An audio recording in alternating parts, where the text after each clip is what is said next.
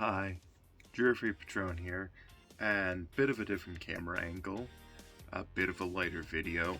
Um, just got something that I'm super excited about, and that is 19. I believe this is 1985, a 1985 release from the Superpowers collection put out by Kenner, and it is a action figurine of the character Darkseid, who is of course created by Jack Kirby. And I just gotta say, isn't this really a lovely figure? But along with this came some comics as well. So why don't we send it over to a different angle to talk about some comics? So get on out of here, why don't you? Alright. On today's episode, we're going to be talking about the end of the Fourth World. Which Fourth World? Well, Jack Kirby's Fourth World. You might be familiar that in 1970, Jack Kirby left Marvel Comics for DC and created the Fourth World. The Fourth World would be explored over titles such as Superman's pal Jimmy Olsen, The Forever People, Mr. Miracle, and of course, the New Gods. However, by 1974, all of those titles were either canceled or Kirby was no longer on the book in the case of Superman's pal, Jimmy Olsen. In 1984, off the back of the success of the line Superpowers, DC approached Jack Kirby about potentially finishing the Fourth World saga. And Kirby said yes. And thus, in 1984, DC began to reprint the New Gods, 2 issues apiece, each covering up to the final 11th issue. With that reprint was included a new story entitled Even Gods Must Die. This saw the alleged final battle between Orion and Darkseid, in which Darkseid had a team of marksmen take his child seemingly out, or more so, shot a bunch of times, but Orion doesn't exactly die in this, technically speaking. Along with that, several characters that were featured throughout this were all brought back, including a character named Mantis, who apparently did not die. This, even though it was marketed as all new conclusion to the immortal saga of the New Gods, kind of wasn't. It very much wasn't. And this led into, well, a lot of back and forth, and the project expanded as it grew.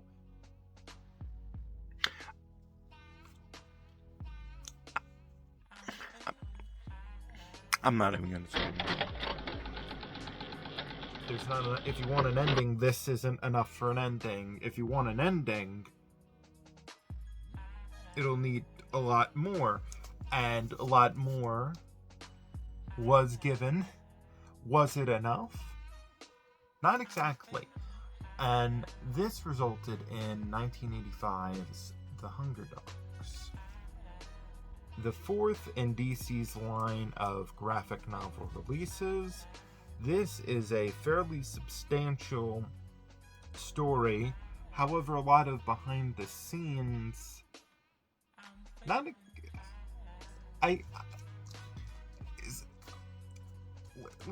lot of behind the scenes problems led to a lot of Kirby's art being altered along the way. Things like arrows being included between the panels to help people read, which hadn't really been a thing done to Kirby's art since the 40s. I'll throw an example over here of what that looked like in both New Gods. Well, actually, New Gods over here. New Gods technically 12. Even Gods Must Die, and then also Hunger Dogs because they appear in both. And a lot of people regard the Hunger Dogs, as a disappointment. I don't think that's necessarily true. It's missing something, but well, I mean, I guess this video is also missing something because I've not read the outside of Mr. Miracle. I haven't read much of the Fourth World saga, including I haven't really read any of the New Gods issues. So if we could just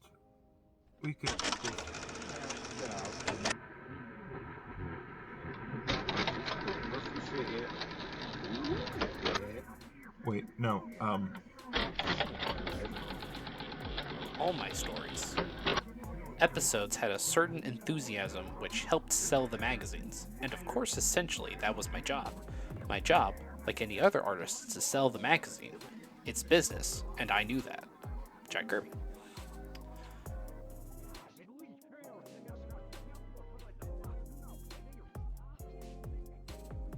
I felt the need to add a brief addendum before we fully, go back.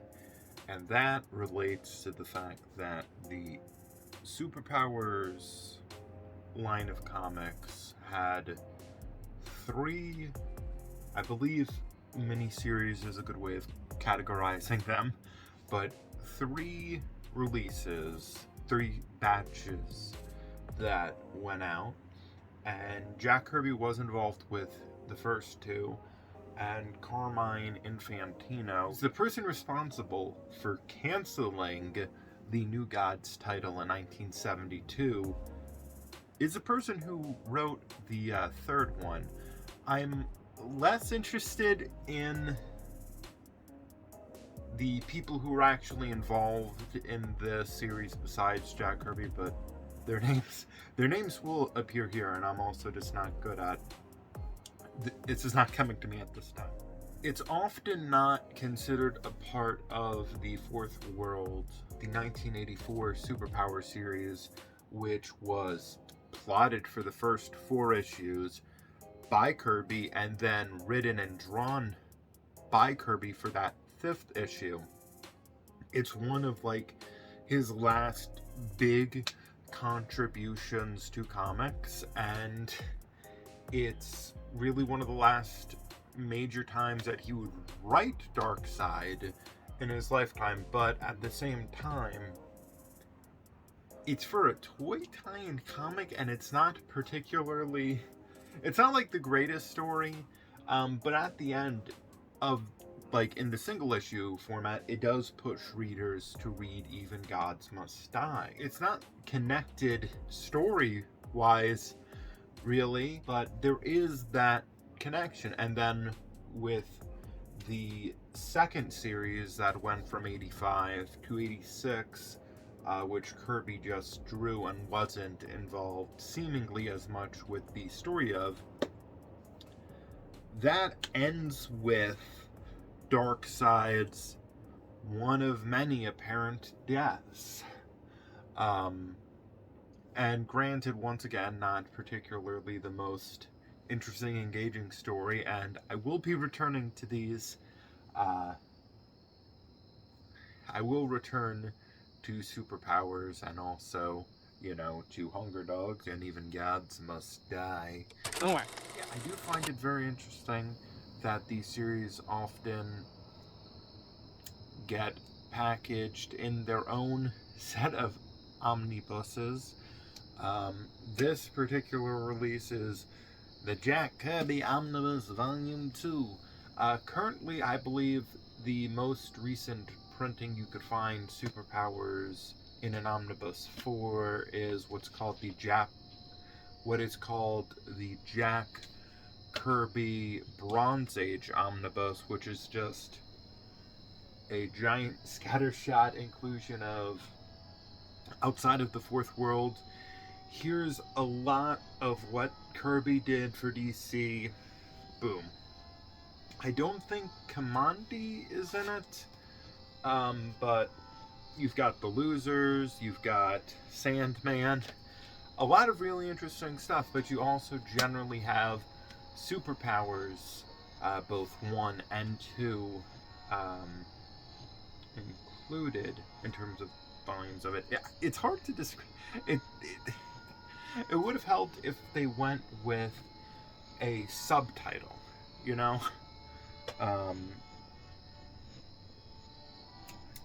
Yeah, but they didn't with the comics for some reason. I know what some of you might be thinking.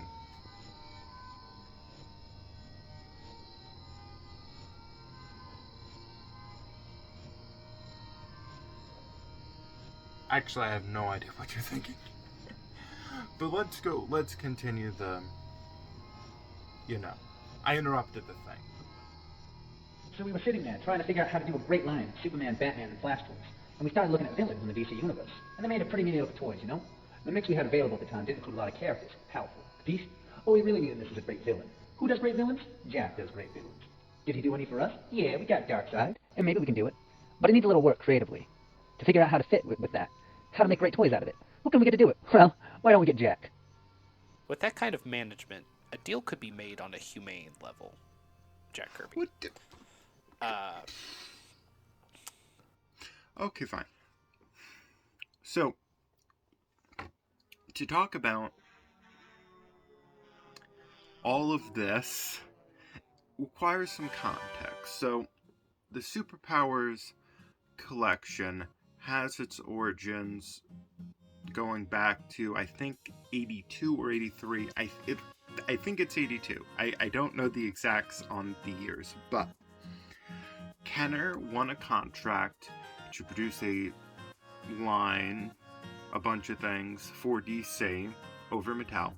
That line became the Superpower Collection, the Superpowers Collection, and these figures became DC's first figures to include this kind of action, power action, which basically was manifested in if you squeeze the legs of a figurine, the toy would do something, and that allowed for this kind of interactivity, and that was very exciting, along with a whole line of vehicles.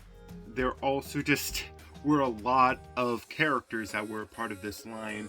I'm not sure if Marvel's Secret Wars line, there might have been more figures in that, but this was DC's first, official toy line of just DC figures, and that was very exciting.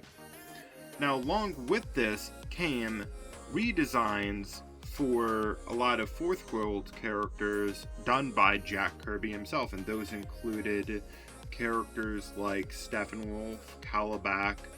There was a Parademon release, Desaad, even Mantis, along with, of course, Darkseid. And for these redesigns, Kirby got some of the first royalties of his career, and that also was very exciting. Now, with this, and I should note, as I did before, a big part of this came down to Janet Kahn and Paul Levitz, who were high-ranking people involved in DC at the time. Along with this came comic tie-ins. There was a 5-issue miniseries for the Superpowers line that connected Darkseid into this, that just brought the Fourth World into that arena. And following that, or kind of concurrently, it's hard to place, but there was revitalized interest in the new gods. And as I mentioned, the series got reprinted. There was a 12th chapter in the form of Even Gods Must Die, but before that, how do I say this? From the beginning, things were complicated. And one of the reasons for that is the fact that Kirby had incorporated elements of the story he wanted to tell for the end of the Fourth World into his series, Captain Victory and his Galactic Rangers. And so, by the time that we got to Even Gods Must Die and Hunger Dogs, you were going into that situation with Kirby kind of not wanting to basically do over what he had already done. He was a self-described, like, very curious person. He always, not always, but in one interview I remember listening to, he very much framed his interest, especially in relation to, like, the new gods, but just kind of like his exploration of the gods and these mythological sagas, is that he's a man who has a lot of questions. However, it should be noted that Kirby was influenced in a lot of his mythological works by Eric von Daniken's Chariots of the Gods, which is, how do I say this? Racist. So when you already have answered these questions, what is the purpose in going back to re-answer the questions, you know? There kind of isn't. You have to find something new. Now, in the case of this, what is the new thing? Well, with Captain Victory, and I did mention this earlier, a lot of things were incorporated. Basically, the main character, Captain Victory, was modeled to be Orion's son. But if I had to place a singular part of this whole thing that kind of really hampered what Hunger Dogs could be, it's the fact that along with this came a this Captain Victory character was mentored along the way by an aging Scott-Free, and I believe Big Barda had some part, although she had passed on, I think, by the time of Captain Victory. I have not read any of Captain Victory, just to be clear as well. But because of this incorporation of Mr. Miracle and Big Barda, these two characters do not factor in any capacity during Hunger Dogs, which I think greatly disadvantaged that book. It's not a bad text. It is a text, an inspiring affair on some level of the people of Apocalypse rising up against Darkseid and making him flee, but anything that would have come from that basically got immediately retconned. And even before this, there had been, like, Darkseid had been killed off in Justice League at one point and then got brought back. A lot of Darkseid's cohorts got killed off and then brought back. Just the thing about comics, I'm sorry if you're just hearing this for the first time, the thing about comics is that death isn't permanent. And so a lot of times it's hard to create a definitive ending, especially when you're dealing with such a lucrative brand.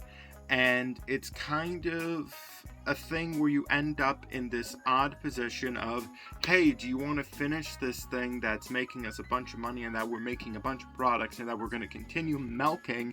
So, like, we want you to make an ending, but it can't be an ending, but also if it's not an ending, you're lying to the fans. And no one wants to be in that situation to begin with, but combining with that, Jack Kirby had increasing health difficulties, and just even by 1981, I think he was fairly done with making mainstream comics, and that seems to be the opinion of a lot of people. Kirby's work wasn't exactly at his best at this point, and he really lost a lot of steam past, the wrap-up of Hunger Dogs. He did continue, and there is a second Superpower series that, while he did not plot, he did draw, and that was originally supposed to be, I believe, a 12-issue maxi that then got shortened down to, I think it was either 6 or 5 issues. And yeah, with that, that's kind of Kirby's final entry, and it just, I don't know. I feel like there's, oh shit. I feel like there's more that I could discuss, Like, there were so many tie-in products for the Superpowers collection, and, there's not much within these actual comics to cover because I don't know, but maybe there's something.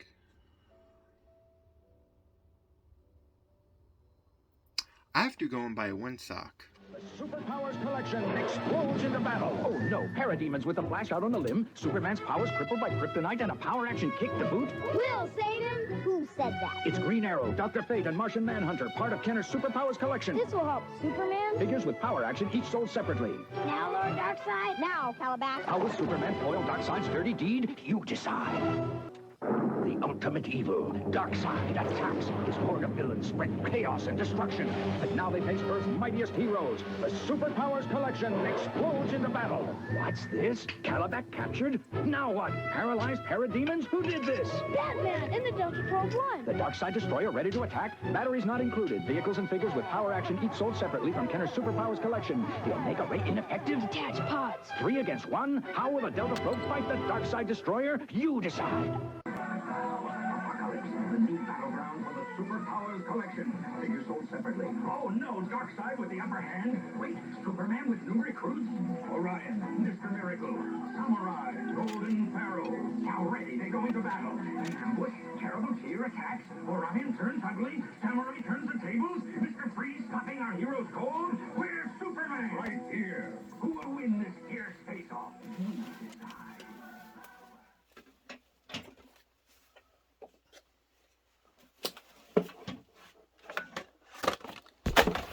Now, there's a lot of reasons why I think that this time period for Kirby is very interesting, but more specifically why I find these works to be interesting. Although I should note,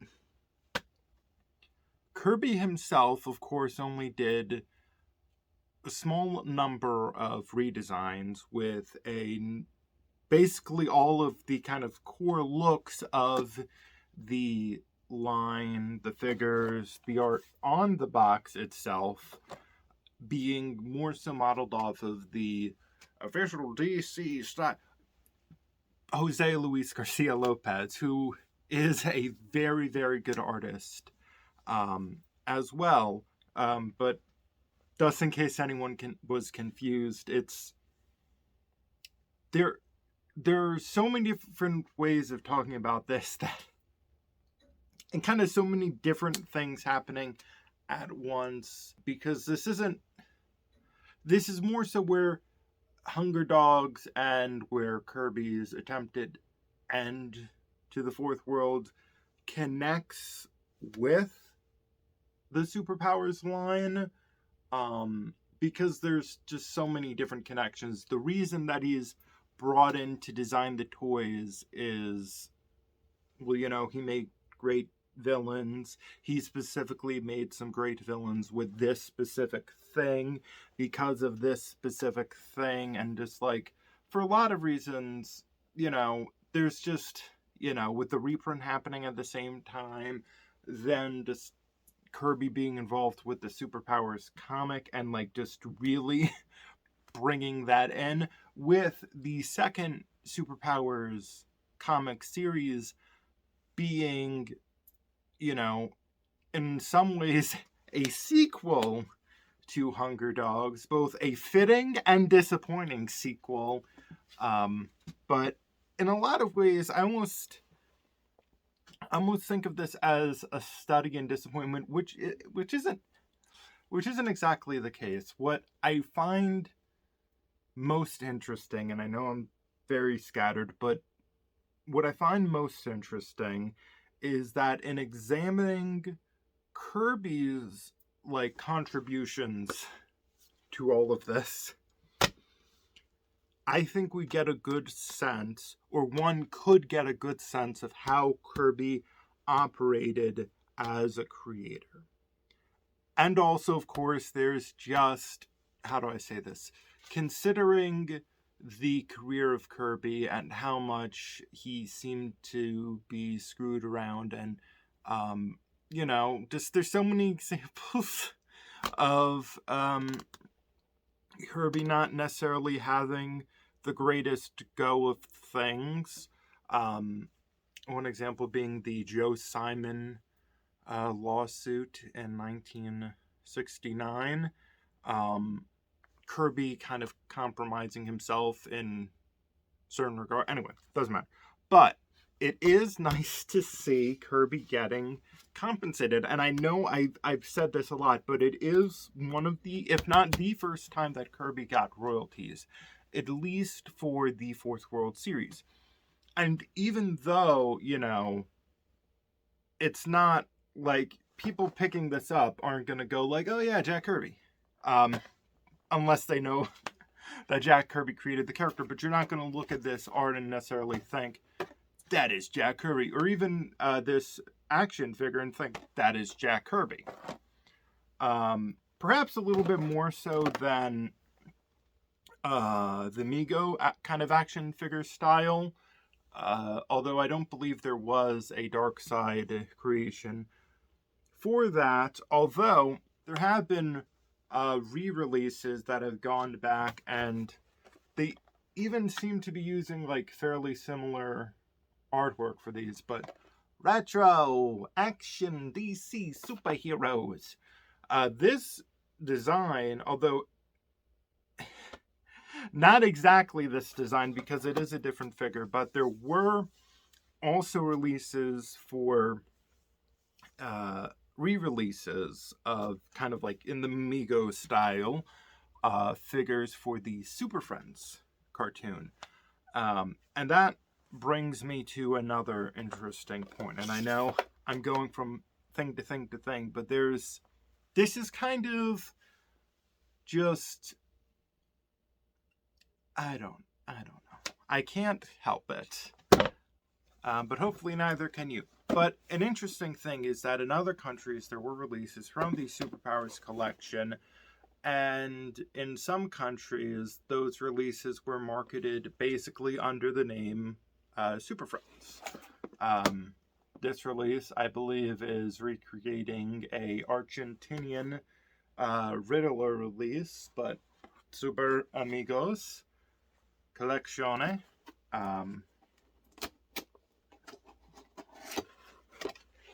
Yeah, and let's take that out. But this very distinctly is, of course, the, for a second I was distracted by a thing, and that thing was Kaale head. But this is a recreation release of a kind of famous, infamous figure that you might be familiar with if you're at all familiar with the Superpowers collection. But it was a Riddler release that was just a Hal Jordan figure painted over, and it even had the ring on it in the original release, and it does in this, and it's so silly, and I love it. I love it immensely, down to like, I love it so much. But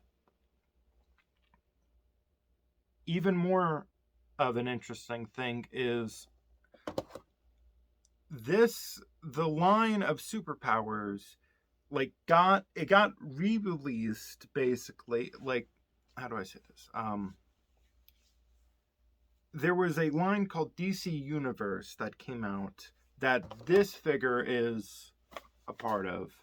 But that line made use of all of the characters that ended up being a part of the Superpowers collection, and even some more. And it's just because people don't necessarily talk about Mego outside of, like, its influence, and people don't even necessarily talk about the Superpowers collection, but it did have quite an impact, even though, of course, in a lot of ways it was just like another comic line of toys that would get released, kind of get popular, and then slowly lose favor. But there were so many tie-in products for this, and the line itself reaches out and just connects to so many different things, and the Kirby side of it connects to so many different things. So why exactly did I bring up Super Friends and bring up Super Friends earlier? So the line of toys kind of was introducing initially Darkseid and the Fourth World coterie of antagonists kind of into a certain sect, you know. At the same time, you also had a introduction of Darkseid and Kaale and Desaad, the parademons, into the lore of the Super Friends show.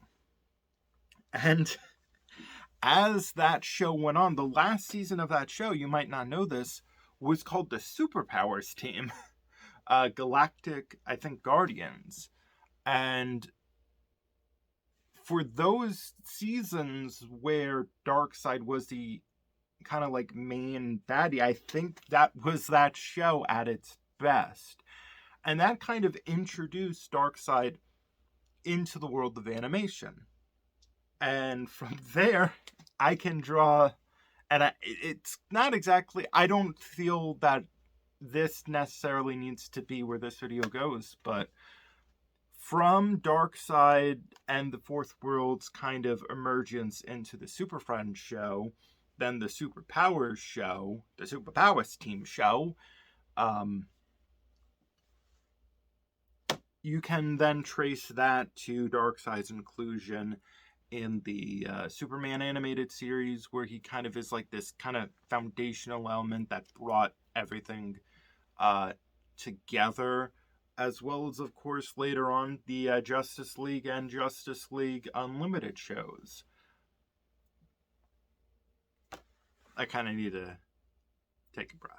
I've just been talking all over the place. I thought we could just take a nice little pause and talk about some of the interesting things. Now, I do have an unrelated, semi-unrelated thing back here as well, and that is a Jimmy Olsen figure, also in the style of the Mego, more doll kind of action figure look. But on Jimmy Olsen, it's very fitting, and I just love, you know, this box and all of that.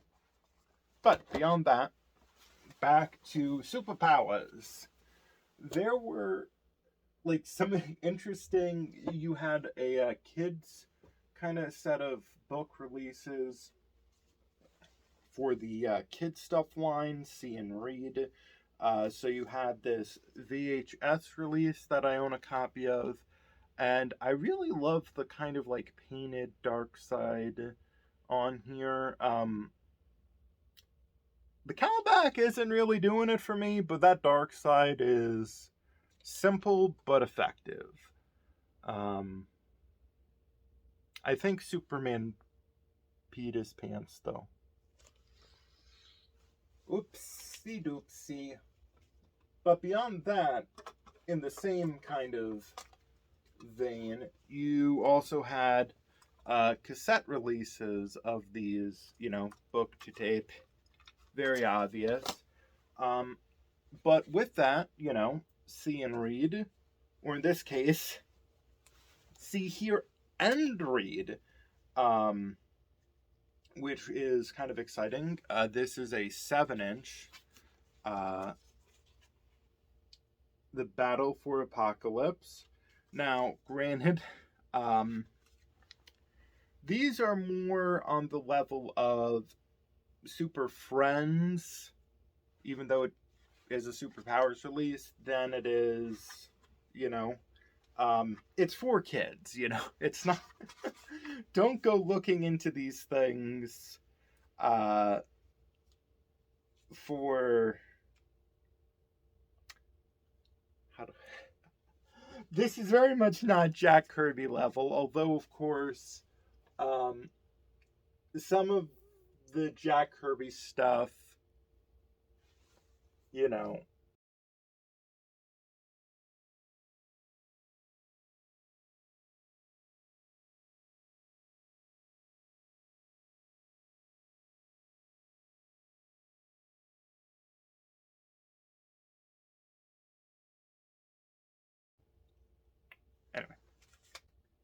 But what is interesting to me is that the way the dark side is rendered here, and this is more a thing that I just find interesting, reminds me of how Darkseid was rendered in one of the revitalized issues of Mr. Miracle. But that rendering of Darkseid felt in line with a rendering that I did not seem to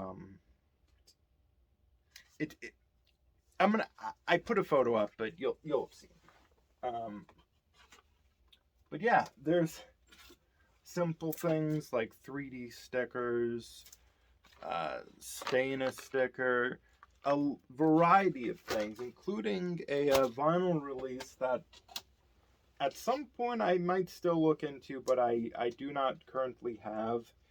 And that is something called the Darkseid Saga, which had Darkseid kind of front and foremost. It kind of sounded awkward. But yeah, I tried to get a little bit of these odd. I know it's not a lot, but a thing that made me really happy, although his nose is both kind of chipped off,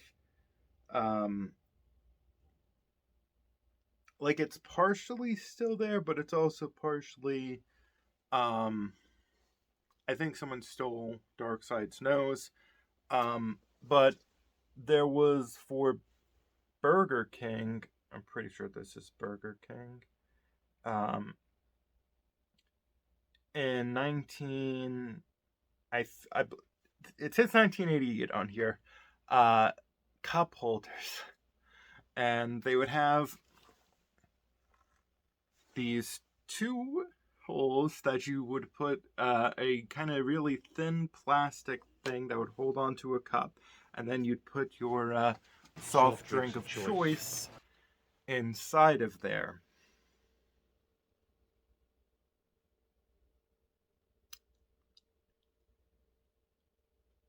It's really nothing special at all, but seeing how much that this brand, even after it was past its, maximum point of influence, because of the fact that this is one of the first times that Kirby got royalties, it genuinely, it warms my heart a little bit, which is really, it's weird when you can look at a set of Burger King cup holders and go like, fuck yeah. But yeah,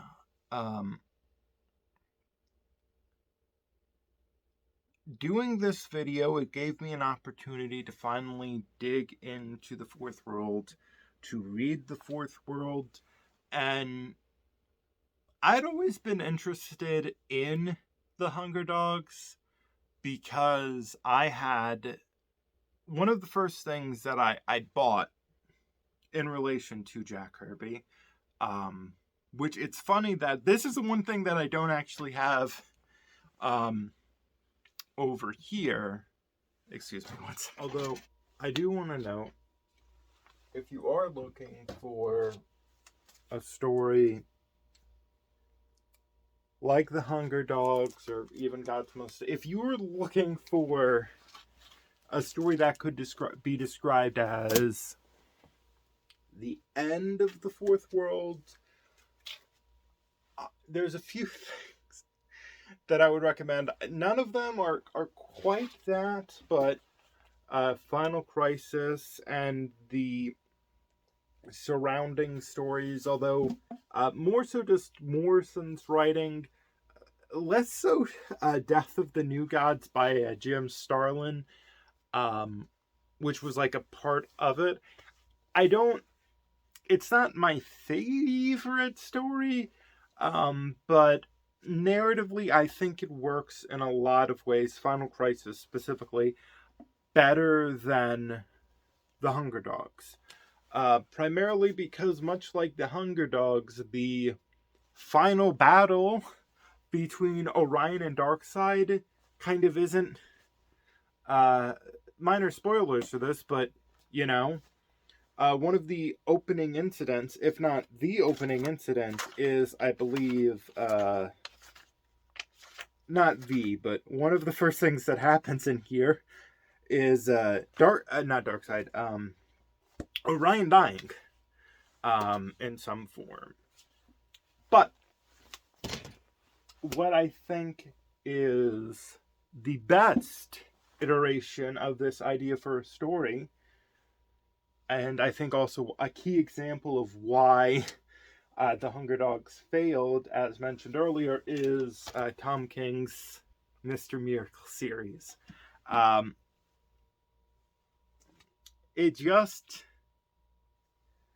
It tells that story.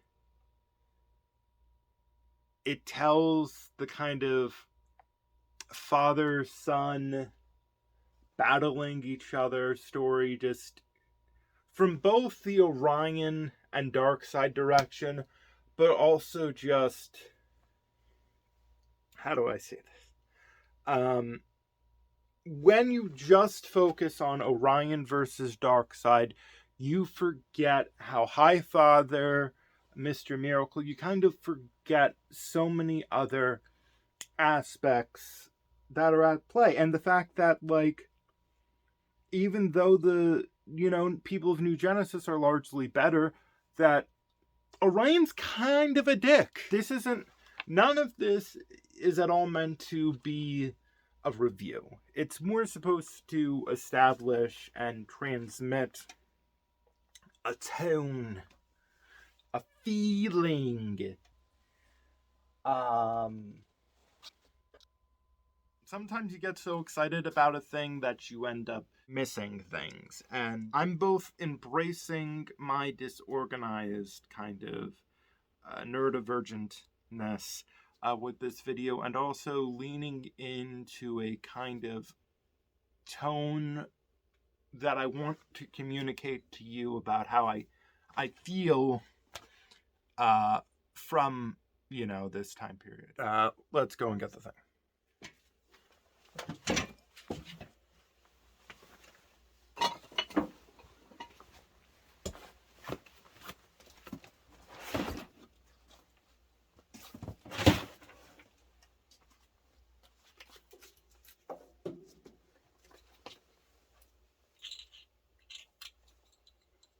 I stepped on Frieza. And that's just one of the many reasons why I think that this book does what Hunger Games did, but better. Although that's just so. you know. One of the first things of Jack Kirby that I ever got my hands on, if not the first thing of Jack Kirby, was kind of the first intentional thing that I picked up. And it, of course, even has some artwork from Superpowers on the cover. And it even says, starring the Superpowers. This being the kind of, I guess, main attraction in this omnibus, which is, of course, it was mentioned earlier in the video, but the Jack Kirby Omnibus Volume 2, this kind of gets currently lumped into just a general, the Bronze Age Omnibus. The DC Bronze Age, the DC Universe Bronze Age Omnibus by Jack Kirby, I think is the name of it, but that is not important. What is to me is the fact that, how do I say this? In Superpowers, and even going back to Hunger Dogs, there's this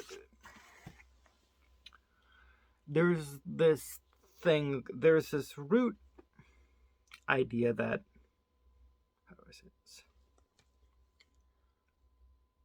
A lot of what Kirby is doing with his work with the 2 Superpowers miniseries and Hunger Dogs,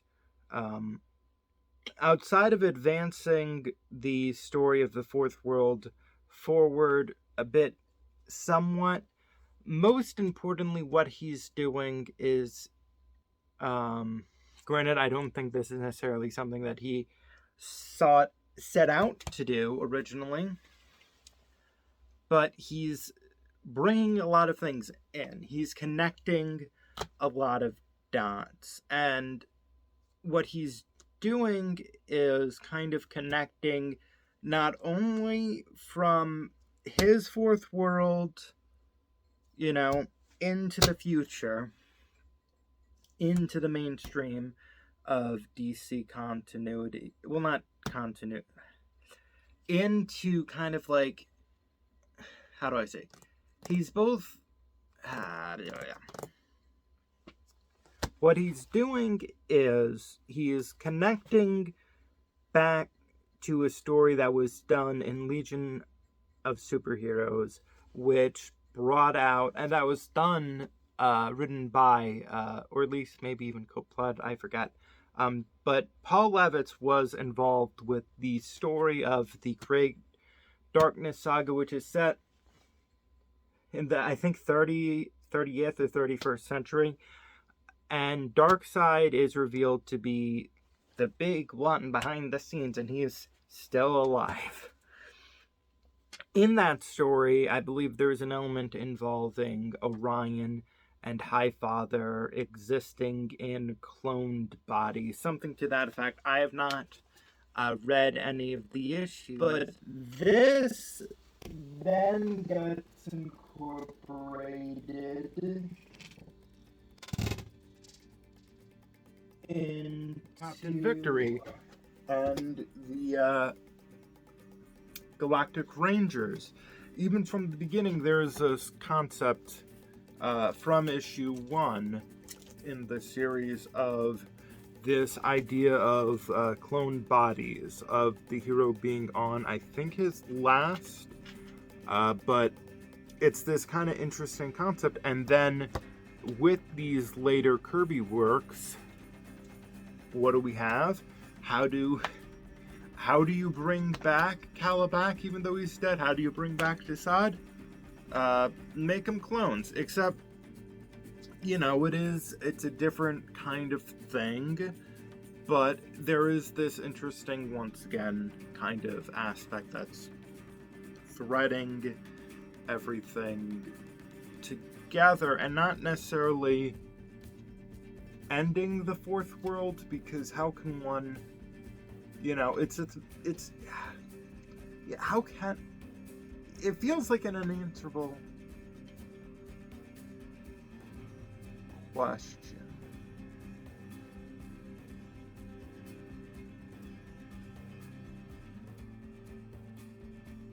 Wait a second, I think I'm getting a call.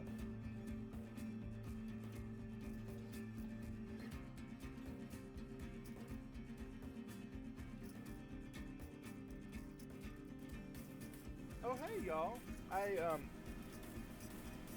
I didn't know that we were gonna do this now, but okay, if y'all want to go to the page in your textbooks, 135. Jerf, you Um, beautiful bitch. This isn't a textbook. This is a odium.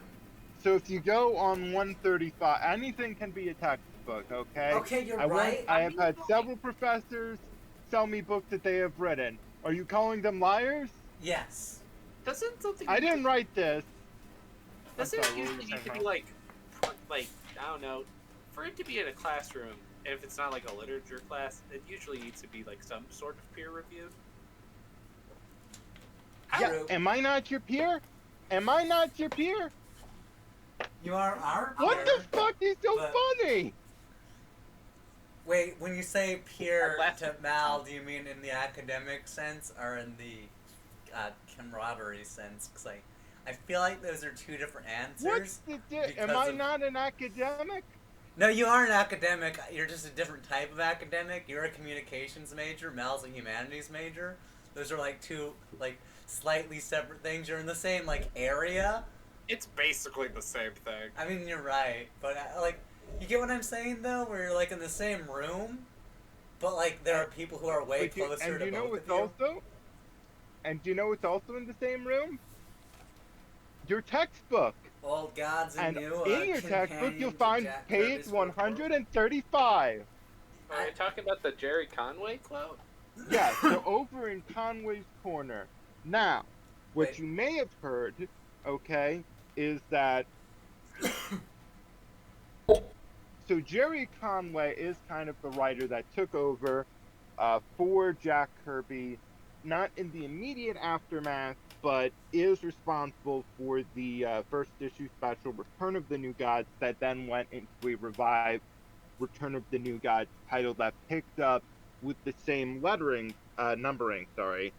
but so you have Return of the New Gods number 12. What's interesting is that in the reprint series that happened in '84, with issue 11 that got reprinted as issue 6 with that new story, that was technically New Gods 12, so you have at least two technical New Gods 12.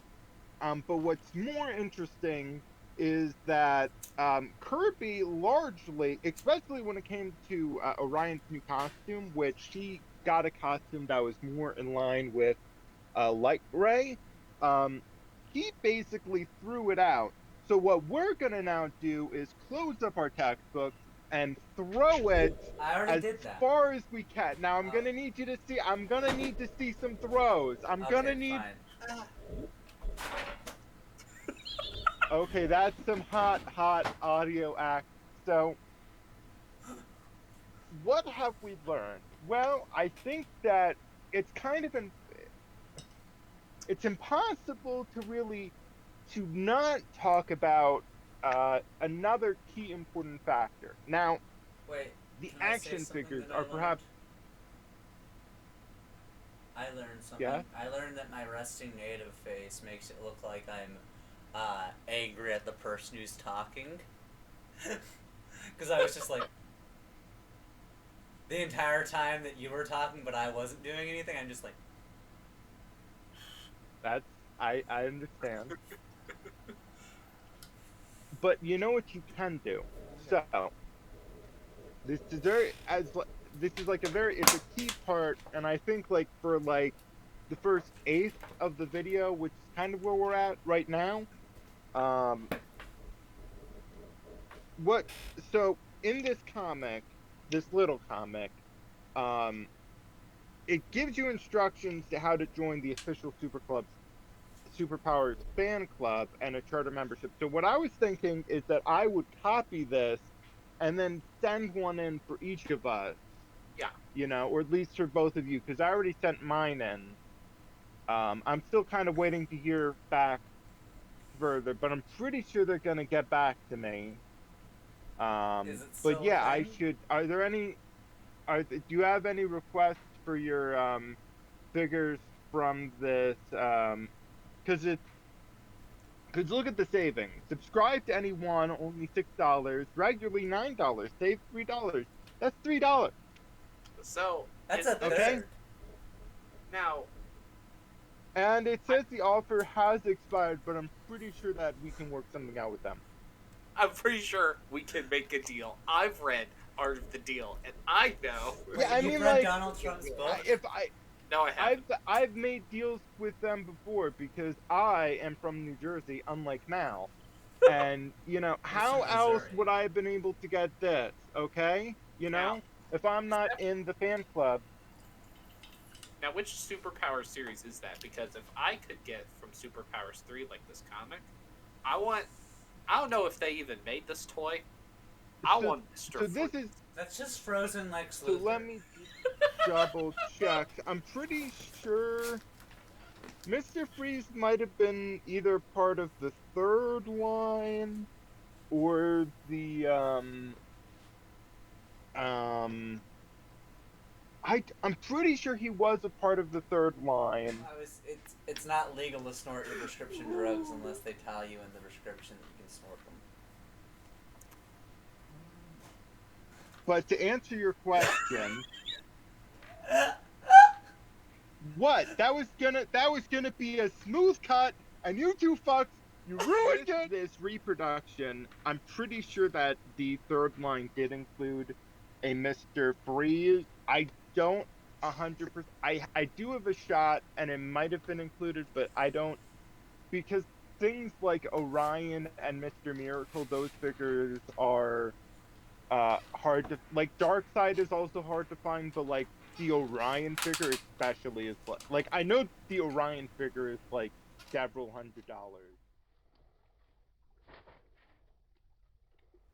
But more importantly, I think to really get to the heart of it, as I mentioned in the beginning of this opening section of part 2 of 8, I just thought it'd be a good time to really dive into some of Final Crisis, because what a lot of people don't realize, is that I've lost my train. Fuck John Wayne, fuck Clint Eastwood, and most of all, fuck Ronald Reagan. So to kind of simplify it, personally, I think that there exists like a connection just from the because if you look at Final Crisis and then the stain a sticker product, two sheets, that's kind of like two roads forward, and what exactly is stain a sticker? It's giving you, the consumer the opportunity to kind of shape and to manifest the future forward. Jerv? Speaking of manifesting, the so, end like- of the video. Yeah, I was gonna say, Jerv, did you even write an ending to this video? Did Why would I didn't write anything for this video. wait? Like, we're talking about stickers right Have now. you just, wait, have you just been freeform And thinking? Okay. I mean, that is how I write my songs. Okay, fine. I'll speed through on. I'll just put the end of the sticker thing, and it's just because I feel like the stick because you can because you're able to control. So Jack Kirby is like a sticker.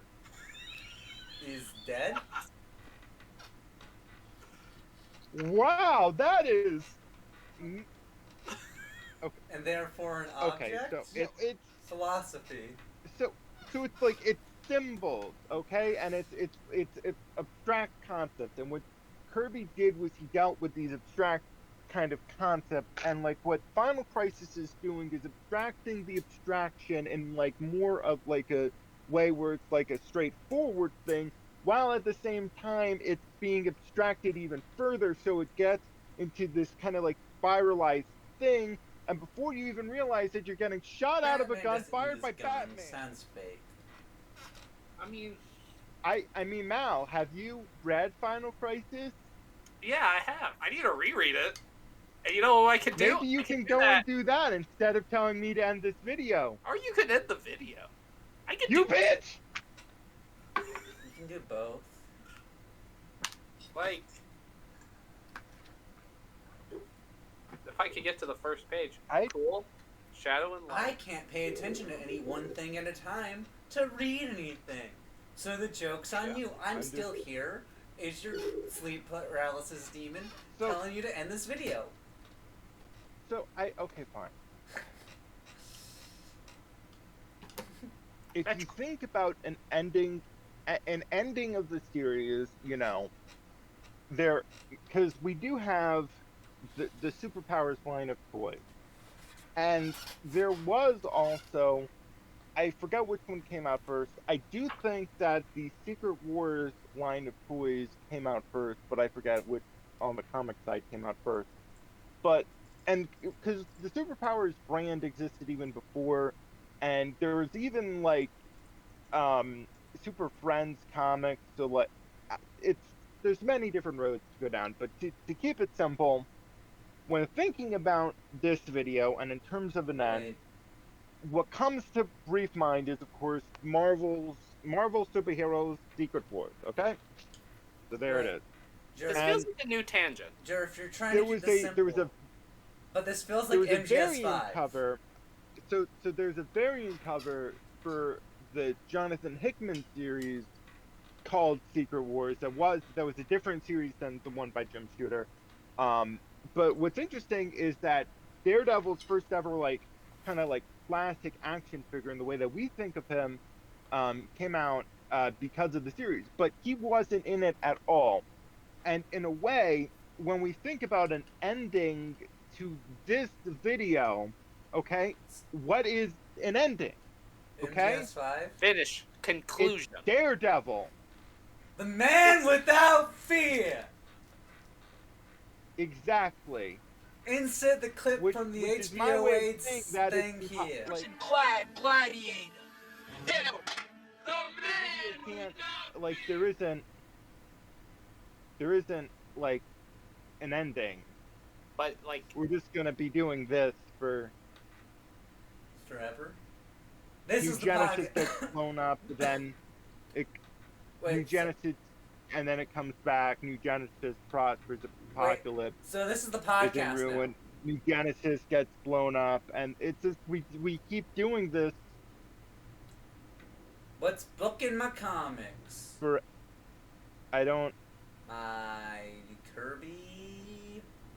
Is this the podcast now? Am I missing? Am I missing something? Conclusions. Like, it's the Forever People, not the, you know. Wait, but how are you gonna? The stories stay, but we don't. Yeah, how are we going to make this YouTube video? Yeah, but what infinite? exactly? We are the infinite, Mykii. That's true. But YouTube videos are finite. Okay, we are the infinite, okay, but YouTube videos are finite. Google engineers have been very clear to me. We can't take up too much space on their servers.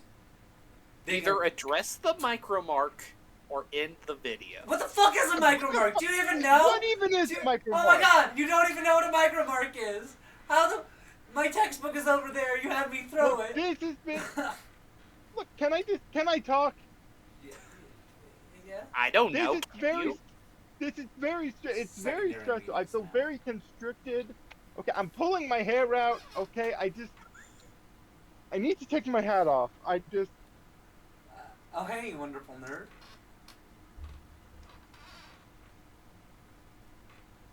We already did a context joke. Vaccines are great for your balls. I'm surprised. I'm surprised. That's just everyone knows that. These movies are. I'm these surprised are a bunch that of wizard movies in space made for children.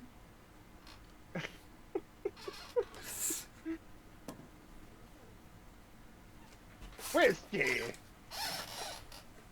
Like, okay, but like the video has to end. Like, you can't keep it's No. not gonna come out No. if you don't stop making I'm it. gonna quote George Harrison, all things must pass. The production of this video must pass. Like, it's either the stuff comes out, or like it stays in oblivion forever to never be finished. No, because it's not. It needs. It's not. It's missing something, and if I don't, it's not going to be the full story. And if it's not the full story, then it's going to be disappointing. Closure is a thing we often don't get. Closure's made up. Closure is what was fucking made up by therapy companies in order to sell us drugs. Fair. You know what? Fuck both of y'all. If you don't in the video, how are you gonna write more screenplays? Well, no, it's just going to be part of the video, talking about like the superpower series and like going over Kirby's process for like writing and how his work was changed under the context of like editing. So like if we skip ahead to like part 5 of 8, what the video is going to cover a little bit is that we're going to dive into a little bit of the Superman and Challenges of the Unknown issue, where, and Mykii, your issue should be there in about 3 months, and I'm thinking that we'll probably be able to get pickups around then, to maybe to shoot like but we'll get to that when we get to that. But just to get a little bit ahead on the production block, with this comic, what's confusing about it? It's all Like, there's okay, no script. There is a production block. It's gonna be 8 hours, maybe 9 hours long. I don't understand what's confusing about that. okay. From now on, you shoot without a script? We've been shooting without a script throughout the entire. Mykii, you spoiled like the best part of the video. Part 7 and part 8 of the video circle back and connect to how this is all about the Metal Gear Solid. I was foreshadowing! You didn't need to make it into a spoiler! Okay, so it's not Dark about Side Metal the Gear World Solid, Eater? but like. What? Is Darkseid the World Eater? Well, no. So it's not. Wait, So I it's didn't know. No, less don't Jack tell. Kirby connecting to Kojima, and it's more that this is because we're caught in these cycles, okay? And in terms of someone who exists creatively and almost at like an apex of their field and kind of like sets a certain standard for a certain thing, but at the same time it has like a lot of very specific and idiosyncratic like niche things and kind of tendencies, cliches, things that, like tropes, and also a little bit of cringe too. You know, we got Jack Kirby in comics, and I think Hideo Kojima is probably one of the people that would fit into that kind of role for video games.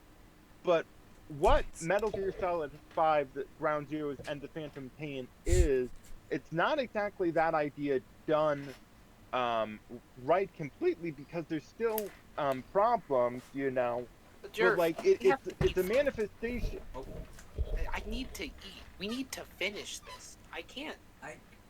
Mal, No, you just mukbang. We can't keep. We can't going. keep filming. Eventually, Things Mal's must gonna end. have to like do coitus with their wife. You brought up this issue. The torch literally gets passed on from Kirby to Alan Moore. Things have to. That guy who wrote Youngblood for a bit. Oh, the Watchmen guy. Exactly. Yeah, Killing joke. Well, now you just ruined the whole thing. You killed the mood. We keep doing spoilers for parts 12, parts 13, parts 15. I don't even know if we can do those parts of the video anymore. Where are the screen? Almost like the video should end now. Kahn and Levitz were proud beta, done right. by Kirby, and rightly so. They also arranged to reprint Jack's Fourth World books, and asked him to do a graphic novel that would wrap up his unfinished epic. Was this possible? It wasn't. And Jack knew it wasn't. He simply hadn't gotten far enough into his masterpiece to be able to cut to the chase and end it in the allotted pages. He meant no, but he said yes. Kirby's gratitude to DC for the royalty deal, coupled with his usual reticence to say, "I can't make that work," got the better of him. The making of Hunger Dogs was rocky and rough, and no one, Jack included, was thrilled with how it ended without a bang, without a whimper, without even decent sales on the reprints or a grand finale. If Fourth World hadn't flopped the first time around, it did the second. This time around, though, DC didn't mind a lot, and neither did Jack. He shrugged and said, Someday, New Gods will be a hit. You'll see.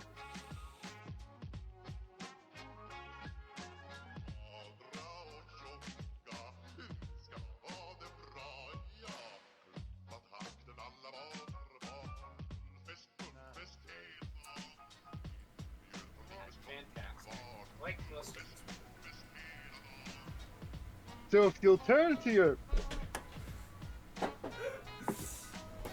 That was a fake out, I'm sorry. No, that was a fake out. That was a fake out. I just...